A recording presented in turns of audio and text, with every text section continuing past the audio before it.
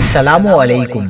فیصل آباد میں ہوا کی بیٹیاں سرے بازار لٹ گئی، بے ہی سجون تماشا دیکھتا رہا، زمین پھٹی نہ آسمان گرا، انسانیت لرز اٹھی۔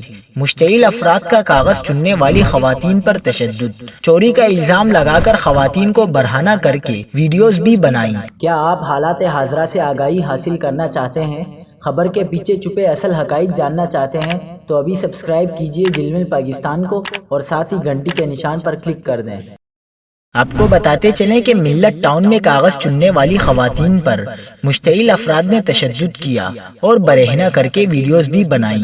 پولیس ترجمان کے مطابق متاثرہ خواتین کی جانب سے پولیس کو دی گئی درخواست میں بتایا گیا ہے کہ وہ ملت ٹاؤن کے علاقے میں کاغذ چننے کے لیے گئی تھیں، جہاں چاروں خواتین پانی پینے کے لیے ایک الیکٹرک سٹور میں داخل ہوئیں۔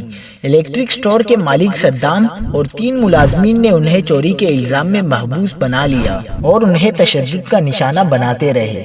اس دوران مزید افراد بھی وہاں آ گئے اور تشدد کے دوران انہیں دکان سے باہر بازار میں لے گئے، جہاں انہیں برہنہ کر دیا گیا اور ملزمان برہنہ حالت میں ویڈیو بناتے رہے۔